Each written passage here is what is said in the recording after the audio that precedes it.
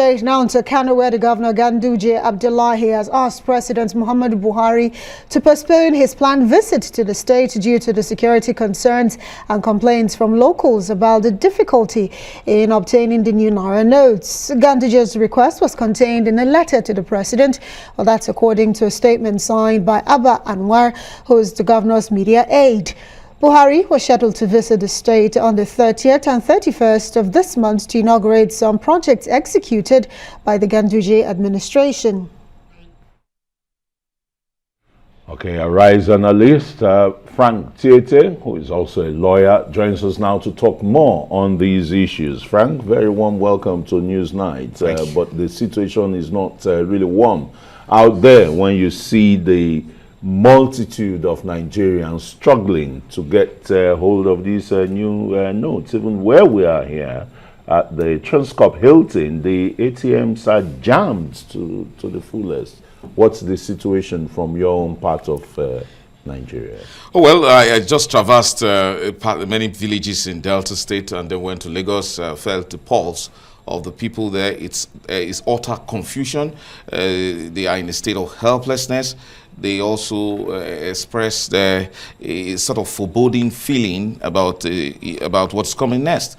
They think that well, they took the government seriously, but they don't have the feeling that the government, or particularly in this case, the Central Bank of Nigeria, is actually in touch with what they're going through. Because if the central bank is in touch, indeed, it will not in any way contemplate holding on to this sacrosanctity of a certain date as to when the legal tender will cease in terms of the old ones, and then the new ones will now begin. Because it must actually be expressed that the central bank operates as if it has done no wrong, whereas it has done so much wrong. The president has lent his voice here, and he said, look, this policy is designed basically to get illicit funds out of the way. And he said, look, they are apprised with the difficulties now, but the situation will abate. So who bears the brunt? And then who takes responsibility for the fact that illicit cash is somewhere? You know, I don't want to be critical. Let's find solutions to the situation. But Absolutely. It's important, very, very important, that, you know, a particular agency of government, in this case, Central Bank of Nigeria, must not abuse its independence, you know, a sense of being out of control. Or if it does, then it must realize that it owes the Nigerian people some measure of responsibility. Now, the Nigerian people, represented by the Republic, I'm talking about the Parliament, it's complaining that, look, this is unfair and it's causing untold hardship on the people. We find even supposedly, you know, mild radical organizations like the NBA now coming down, appreciating the fact that the CBN is working. The CBN's policy of going cashless is commendable, but there is a lot of hardship being foisted on the citizenry at this time. Okay. It's not any fault of theirs that certain persons have illicit money. Well, Barrister, at the end of the day, this directive was issued back in October by the CBN. The new Naira notes launched in December. The CBN, according to its act, has about 90 days for this to happen. But Nigeria's had almost 100 days. I'm not holding sway, but let's look for solutions here now. We know the sufferings that people are going through. The good thing about it is, since 2016, during this administration, we saw the Naira notes being printed right here in the country. It means the solution is in country. So now, what would we say is responsible trying to find the solution? Should the CBN consider, you know, probably increasing the threshold of Naira being printed, or what would you say we should be doing moving forward? Because we need to find solutions to this issue. Monetary policy is a very technical one. And so one understands when the CBN takes certain arcane decisions the way it has done with this policy. But look, it must acknowledge certain things. There is no reason why anybody will go and deposit old Naira notes and then you go and now withdraw notes and you will be paid with those old Naira notes. That is dereliction of duty. We don't want to be critical, but we want to state it the way it is. Now, if the CBN has failed in that regard, it must, as a matter of responsibility, now acknowledge it and then make amends. And the reasonable and responsible thing it should do is by making more allowance for the people. So what are you calling for? Are you calling for an extension of, the return of the old Naira notes, or are you saying that somehow the CBN should just abolish this policy altogether? No.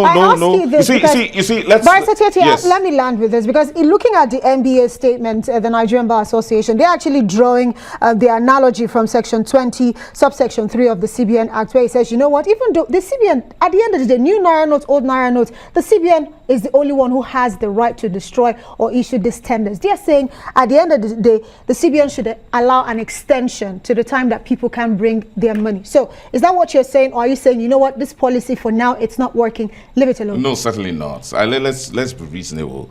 You know, Naira notes are a token of national pride to every Nigerian, and that's why Nigerians are concerned. And you see, the CBN is in a place where it can, and very unfortunately, the CBN has put in a whole lot into the publicity of the acceptance of these notes, these new notes. And then the confusion is that the inability of the banks to dispense these notes. And when you go to these banks, they give you a myriad of reasons why they can't give you, and one of which is that they don't even have it. The ATMs don't have it. And then there's this policy somersault that must stop. In a situation where there is confusion, you go to the bank and they say you can only get the new notes from the ATM. You go to the ATM and it tells you that you can only get 20,000 a day, or it tells you that you can only get 5,000, and then all of these. And then, so if this policy must remain, and I support it quite all right, it should be that the CBN must acknowledge the reality that Nigerians are not getting the new notes. And on that note, it must do something extraordinary. First of all, it must say, and it does have the power, it does have extraordinary powers to the extent where it can further extend the acceptance of these old notes, thereby assuaging these fears that Nigerians are experiencing right now. There's a whole lot of confusion across the country. How many weeks should be reasonable here? Oh, well, we had 90 days going to almost 100. You know, let's say the way it is. The president is apprehensive that a certain illicit money is out there. We are approaching an election, and we know that there is fear that monies in circulation that have been stored will be used for vote buying. Look, let us get some reasonable time. Let it just be before the elections, however, whatever it is, but let it be reasonable enough. But you see, the National Assembly, which represents the people, is even contemplating after the elections. It has its reasons. That is sometime around May.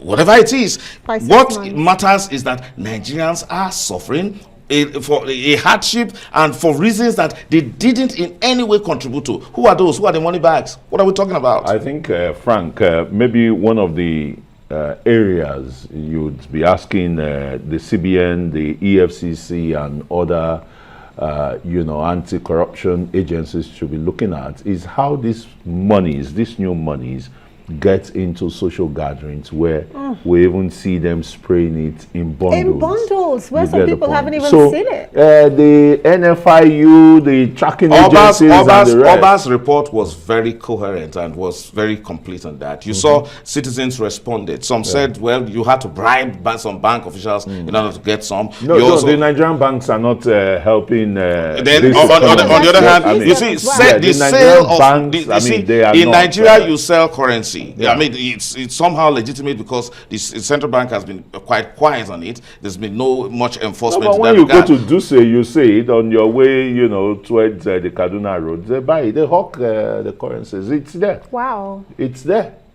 So, Frank Tete, thanks very much. I'm sure the authorities are listening. Absolutely. They sure will do something. I mean, Frank is suggesting an cashless society is good certainly. for the There is no economy. doubt about the extension. It has to, because the hardship is untold, so that we avoid any form of frustrated people coming to the streets. We don't want that against the CBN. Frank CBN is doing a good job. Arise News analyst, thank you for your in-depth analysis tonight.